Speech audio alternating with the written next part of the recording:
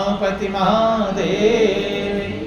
इसलिए कहते हैं कि तीसरी इच्छा सबके पास है, आनंद प्राप्त करने की इच्छा। किसकी इच्छा है? आनंद प्राप्त करने की इच्छा सबके अंदर मौजूद है। बचपन लेकर जवानी बुढ़ापा सब आनंद ही चाहते हैं, कोई बेचैनी चाहता नहीं। और दुनिया की कितनी चीजों में आनंद ढूंढ लिया कि दुनिया में ढूंढा कहीं आनंद नहीं। थोड़ी देर मिलता है फिर अगले पल बेचैनी। जो चीज एक पल आनंद देती है वही चीज अगले पल दुखदाई बन जाती है। क्या बन जाती है? दुखदाई बन जाती है। और कैसा आनंद चाहिए? वो आनंद चाहिए जो कभी खत्म न। उसके लिए आप खुद ही आनंद के स्वरूप हैं। किसके स्वरूप हैं? आनंद के स्वरूप हैं। आप लोग सुनते हैं रामचरितमानस में कि ईश्वर अंश जीव अविनाशी और चेतन अमल सहज सुख राशि। जीवात्मा परमात्मा का ही अंश है, चेतन है, मल रहित है और सुख की राशि है। किसकी राशि है? सुख की राशि है, आनंद की राशि। आप आनंद की राशि हैं, परमात्मा आनंद की राशि है। कि व्यापक एक ब्रह्म अविनाशी और सत चेतन घन आनंद राशि। अस प्रभु हृदय अछत अविकारी और सकल जीव जगदीन दुखारी।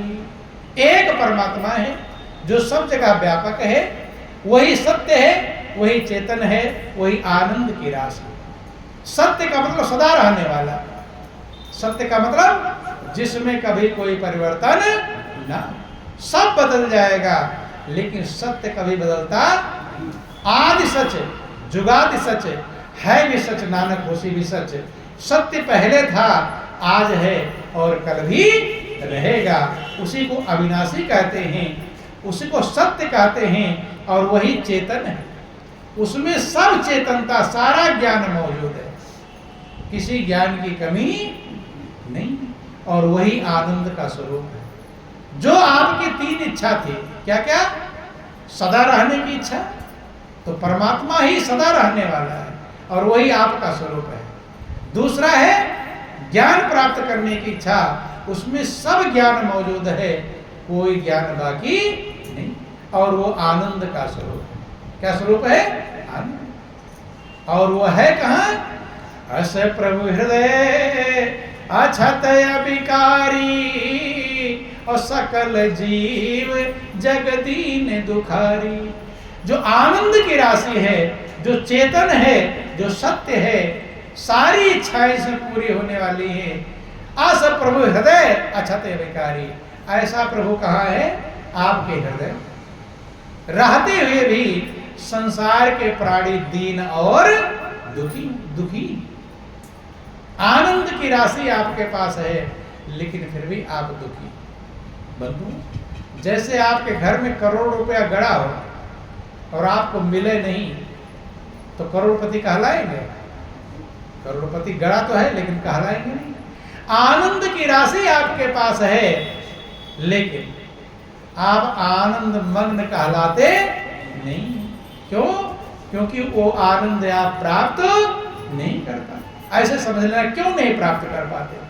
जब आनंद की राशि हमारे पास है तो हम आनंद मग्न क्यों नहीं हो पाते? जैसे पहले लोग लैंप जलाते थे। क्या जलाते थे? लैंप। ऊपर एक कांच लगा देते थे, हवा से बुझे नहीं। आज भी लोग घर में कहीं लैंप रहता है। मान लो वो कांच कालिख लग गया है, पूरा काला हो गया। अब उस जला दो दीपक को, बत्ती, तो बाहर रोशनी आएगी उसकी। मिट्टी का तेल भी है, बत्ती भी है, जल भी रहा है, लेकिन उसकी रोशनी बाहर आने वाली। जल रहा है लेकिन रोशनी आपको मिलेगी अंधकार है।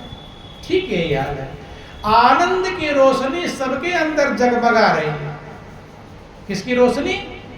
सत्य की रोशनी, आनंद की रोशनी, चेतनता की रोशनी, ज्ञान की रोशनी आनंद की रोशनी, सदा रहने वाला सत्य है, उसकी रोशनी सभी के अंदर जगमगा रही है, लेकिन आप उस रोशनी को प्राप्त नहीं कर पाते। क्यों?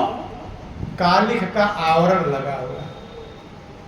संत सदगुरु उसी को साफ करते हैं, कांच को। किसको साफ करते हैं? मन रूपी जो दर्पण था, मन रूपी जो कांच था, उस पर क्या लगा हुआ है? कालिख लगा हुआ है। इसीलिए उस जो परमात्मा आनंद का स्वरूप है, वो आनंद आपको प्राप्त नहीं हो पाता। अब कांच को साफ कर दो तो आनंद मिलने ही, रोशनी, आनंद की रोशनी आपको मिलने लगेगी।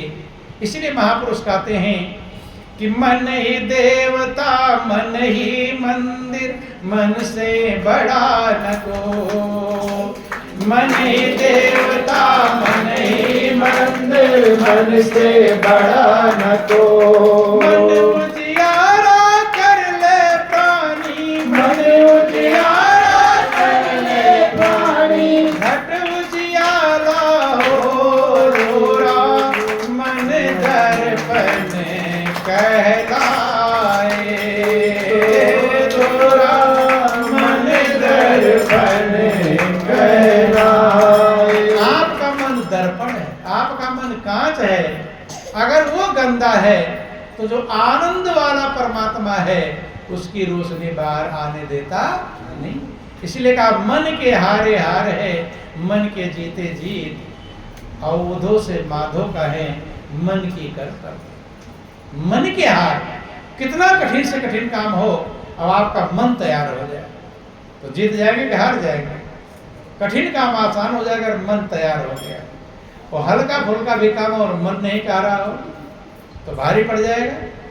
इसलिए मन से सब कुछ होता है और मन पर ही कालिख लगा है। जन्म जन्मांतर का काल, जन्म जन्मांतर कर्मों का, संस्कारों का कालिख लगा हुआ है। जो आनंद का स्रोत बह रहा है आपके अंदर, वो मन आपको लेने देता। आनंद स्रोत बह रहा है पर तू उदास है और अचरज है जल में रहकर मछली को प्यास। तुम्हारे अंदर ही तो आनंद का स्रोत बह रहा है, लेकिन आप उदास बैठे हो। बीच में एक दीवार है, किसकी है? मन का कांच लगा हुआ है, मन का शीशा लगा हुआ है। और मन के शीशे को साफ करने के लिए ध्यान देना, लैंप के शीशे को साफ करते हैं, गाड़ी के शीशे को साफ करते हैं, लेकिन मन वाले शीशे को कभी साफ किया है? कोई साबुन मिलता है उसके लिए? बाजार में जो साबुन मिलेगा कपड़ा धुलने का, नहाने का मिलता है। लेकिन जाओ बाजार में और बोल दो कि भाई मुझे मन को साफ करने वाला साबुन चाहिए, मिलेगा? नहीं मिलेगा। वो कहाँ मिलता समझना। महापुरुष कहते हैं कि गुरु धोबी शिष्य का कपड़ा और साबुन सिरजनहार, सुरति शिला पर धोइए निक से ज्योति अपार। मन रूपी दर्पण को साफ करने के लिए धोबी कौन है? कौन है? गुरु महाराज। गुरु महाराज एक धोबी हो गए, ये वाला कपड़ा धुलने वाले नहीं। पता चला ये बटोर के लेकर पहुंच जाओ। बोलिए प्रेम से गुरुदेव महाराज की, बोलो वृंदावन बिहारी लाल। मन रूपी कपड़े को धोने के लिए गुरु क्या होते हैं? धोबी, जो मन के कपड़े को साफ करते हैं। इसीलिए जो गुरु के पास गया उसका मन साफ हो गया और वो प्रभु की तरफ आगे। प्रभु तो सबके पास, कहीं उसे ढूंढने की थोड़ा जरूरत है। बत्ती तो जल ही रही है, खाली शीशा साफ कर, रोशनी तो है ही। रोशनी कमी एक ही काम, बत्ती तेल भी नहीं डालना है, बत्ती जलाना भी, जल रही हमेशा, सिर्फ शीशे को साफ कर। तो गुरु धोबी और शिष्य कपड़ा। शिष्य क्या है? कपड़ा। तो कपड़ा बनने में झंझट है, झंझट है कि नहीं?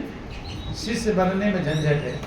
पहले देखे होंगे धोबी कपड़ा धुलते थे तो एक पत्थर का, लकड़ी का होता था पाटा, उसे कहते, क्या कहते थे? पाटा। देखे होंगे नदी में उठा उठा कर धोबी क्या करता है? उठा उठा कर कपड़े को पटकता है। तो गुरु धोबी हैं और शिष्य क्या है? तो खैर रहेगी। बोलिए प्रेम से सुखदेव महाराज की, बोलो वृंदावन बिहारी लाल। इसीलिए लोग गुरु के पास जाने से डरते हैं, लेकिन बिना गुरु के पास गए मन रूपी दर्पण कपड़ा साफ होने वाला।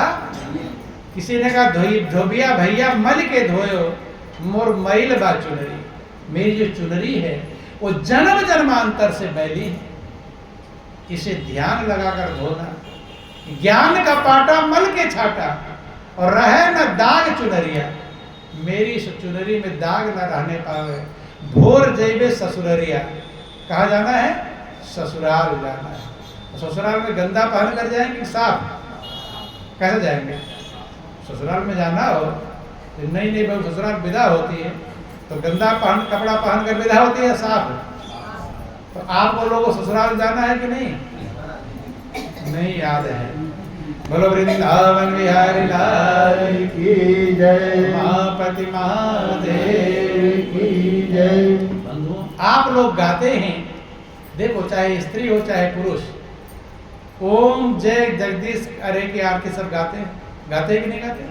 उसे बड़े प्रेम से गाते हैं कि तुम हो एक अगोचर सबके प्राणपति, स्वामी सबके प्राणपति, किस विधि मिलो दया में, किस विधि मिलो दया में, तुमको मैं तुम जी, ओम जय जगदीश हरे। आप लोग गाते हैं तुम हो एक अगोचर सबके प्राण।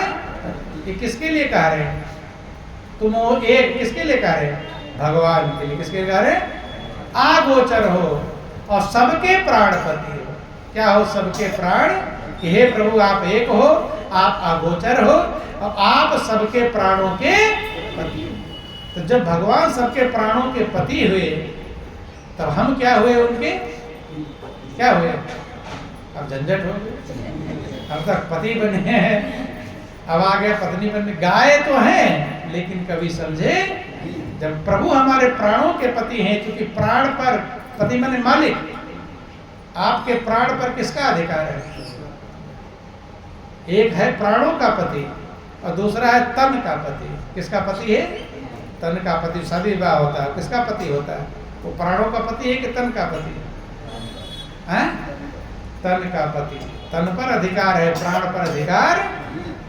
तन का पति बैठा रहता है और प्राणों का पति अपना प्राण निकाल कर चला जाता है। ये कुछ कर पाता है? ये रोने लगता है और चिल्लाने लगता है। नहीं, तो पत्नी की मृत्यु हो जाती तो क्या होगा? प्राणों का पति है तो उस प्राणों के पति के पास सबको जाना है और वही ससुराल है। क्या है वही ससुराल? तो ससुराल में सुंदर बनकर जाते हैं या गंदे संदे कपड़े पहन कर जाते हैं? कैसे जाते हैं? तो सुंदर बनने के लिए साफ करना पड़ेगा किसको? मन को। भगवान ने कहा निर्मल मन जन सोई मोहि पावा और मोहि कपट छल छिद्र ना धावा। इसलिए उसके लिए धोबी गुरु हैं। किसको साफ करने के लिए? मन रूपी कपड़े को साफ करने के लिए। छोटा सा भजन थोड़ा भोजपुरी में थोड़ा समझने का प्रयास करेंगे।